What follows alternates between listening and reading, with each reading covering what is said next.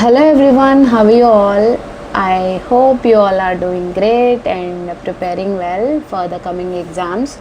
So, మనం almost 120 rules of grammar complete చేసేస్తాం. దగ్గరికి more 15 rules are left. So soon I will complete that.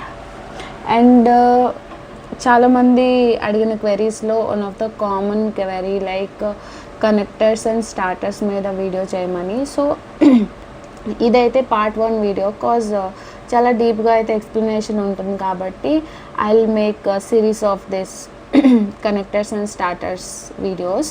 So ఎంతవరకు అయితే almost ఒక 20 minutes వరకు అలా కంప్లీట్ చేస్తాను ఈ పార్ట్ 1 వీడియోలో. So before that, if you are watching my channel for the first time, please don't forget to like and subscribe. And ఈ వీడియోకి అయితే హై పిచ్ మాత్రమే మీరు వెళ్ళండి please. I'm asking that, and do share with your aspirant friends. Okay, let's begin to the topic. Connectors that are not starters. ఇప్పుడు connectors అంటే nothing but ఒక two సెంటెన్సెస్ని connect చేసే వాటిని కనెక్టర్స్ అంటాం. స్టార్టర్స్ అంటే ఒక సెంటెన్స్ స్టార్ట్ చేయడానికి use చేసే వాటిని స్టార్టర్స్ అంటాం. Sometimes all connectors cannot be a starters and that's vice versa అన్నట్టు. సో యా, డీటెయిల్స్లోకి వెళ్తే ఫస్ట్ మనకి వచ్చేసి మోరెవర్ అనేది అయినప్పటికీ అన్నట్టు connects ideas within a sentence or between sentences to indicate additional information or support. So మనకి moreover అనేది ఒక సెంటెన్స్లో కానీ లేదంటే 2-3 సెంటెన్స్లో కానీ ఏంటంటే ఒక అడిషనల్ ఇన్ఫర్మేషన్ గురించి కానీ ఒక సపోర్ట్ గురించి కానీ చెప్పడానికి మనం యూజ్ చేస్తాము మోరెవర్. సో హవెవర్ అనేది used to introduce a contrasting or opposite idea with the sentence or between sentence. ఒక సెంటెన్స్లో కానీ బిట్వీన్ 2 సెంటెన్స్లో కానీ ఒక కాంట్రాస్ట్ అంటే పూరా ఆపోజిట్, చాలా వ్యతిరేకతని తెలిపే విషయాన్ని ఇంట్రడ్యూస్ చేయడానికి హవెవర్ అయినప్పటికీ అన్నట్టు యూజ్ చేస్తాం. Therefore indicate a cause and effect. Therefore అంటే ఒక కాజ్ ఉంది, దానికి ఎఫెక్ట్ కూడా ఉంది. ఇది ఈ ఎగ్జామ్ పేపర్ చాలా టఫ్గా ఉంది, ఎందుకు నువ్వు ప్రిపరేషన్ కరెక్ట్గా లేదు, సో కాజ్ అండ్ ఎఫెక్ట్ కదా. అలా ఒక కాజ్ అండ్ ఎఫెక్ట్ రిలేషన్షిప్ని తెలియజేయడానికి ఒక సెంటెన్స్లో కానీ 2 సెంటెన్సెస్లో కానీ దేర్ ఫోర్ యూజ్ చేస్తాం. Further more connects idea to add more information or evidence. So ఆగే అంటే ఒక ఐడియాని that which provides more information or evidence. ఒక విషయాన్ని గురించి మనం చెప్తే, ఒక కేసు ఉందనుకోండి, దానికి ఒక ఏంటి అంత ఇన్ఫర్మేషన్ కూడా ఎవిడెన్స్ మీద మాత్రమే డిపెండ్ అయి ఉంటుంది. అలాగా ఒక సెంటెన్స్లో ఒక 2 ఐడియాస్ని కనెక్ట్ చేసేటప్పుడు ఏవైతే మోర్ ఐడియా కానీ ఎవిడెన్స్ని కానీ ప్రొవైడ్ చేస్తామో వాటి విషయంలో ఫర్దర్ మోర్ అనేది యూజ్ చేస్తాం. ఇన్ అడిషన్ ఇన్ఫర్మేషన్ యాడ్ చేయడానికి, లైక్ ఇంట్రడ్యూసెస్ సప్లిమెంటరీ ఇన్ఫర్మేషన్ అంటే additional information or points with a sentence or between sentences. ఒక అడిషనల్ ఇన్ఫర్మేషన్ కోసం కానీ ఆర్ ఒక పాయింట్స్ ఇంకా ఎక్స్ట్రా పాయింట్స్ యాడ్ చేయడానికి ఒక సెంటెన్స్లో కానీ 2 సెంటెన్స్లో కానీ మనం ఇన్ అడిషన్ అని యూజ్ చేస్తాం. Consequently signifies a result or consequence of a previous statement. అంటే ముందు వచ్చిన స్టేట్మెంట్ యొక్క కాన్సిక్వెన్సెస్, పరిణామాలని కానీ వాటి యొక్క రిజల్ట్స్ కానీ సిగ్నిఫై చేసేదానికి యూజ్ చేసేది consequently.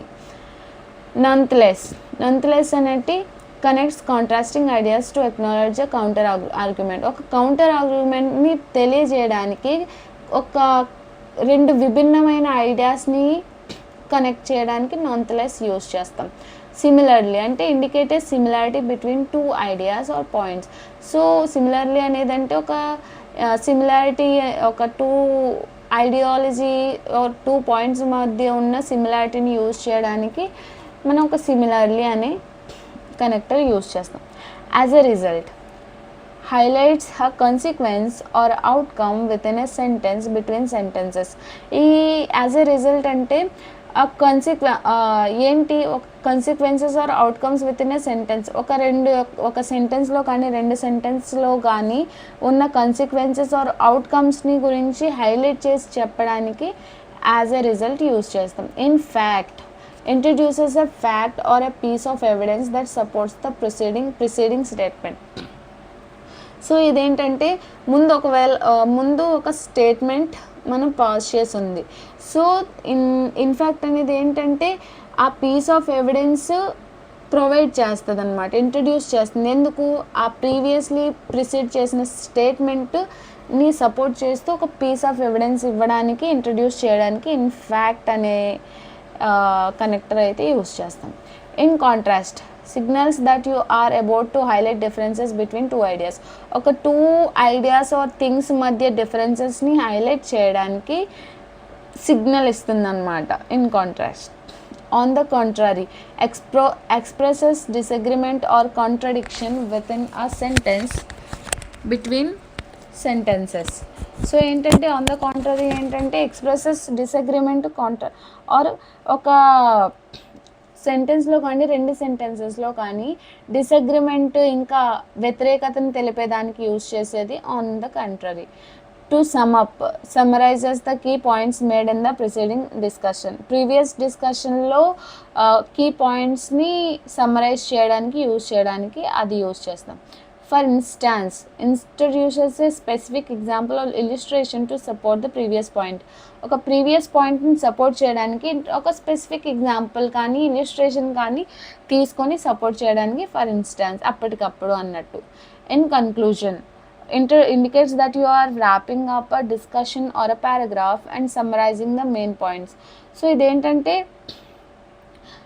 Discussion about paragraph and summarizing the ఒక పారాగ్రాఫ్ గురించి డిస్కషన్ తీసుకుంటే వాడిని క్షుణ్ణంగా పరిశీలిస్తే దాన్ని మెయిన్ పాయింట్స్ సమ్మరైజ్ చేయడానికి యూస్ చేసినప్పుడు ఇన్ కన్క్లూజన్ యూస్ చేస్తాం. నెవర్త్లెస్ అనేది connects contrasting ideas to acknowledge counter argument. ఒక కాంట్రాస్ట్ ఐడియాస్, ఒక 2 విభిన్నమైన ఐడియాస్ని కలిపి కౌంటర్ ఆర్గ్యుమెంట్కి అక్నాలెడ్జ్మెంట్ ఇవ్వడానికి నెవర్త్లెస్ అనేది యూజ్ చేస్తాం. So on the whole provides a summary or generalisation of a discussion. So ఒక డిస్కషన్ యొక్క జనరలైజేషన్ కోసం కానీ సమ్మరీ కోసం కానీ డిస్కస్ చేసేదాన్ని ఆన్ ద హోల్ అది ఆ ఇన్ఫర్మేషన్ ప్రొవైడ్ చేస్తుంది. To put it differently introduces a rephrased or alternative way of expressing a point. అంటే ఒక పాయింట్ని రిఫ్రేజ్ చేసి కానీ ఆల్టర్నేటివ్ వే డిఫరెంట్ వేలో ఎక్స్ప్రెస్ చేయడానికి ఇంట్రడ్యూస్ చేసే connector and to put it differently.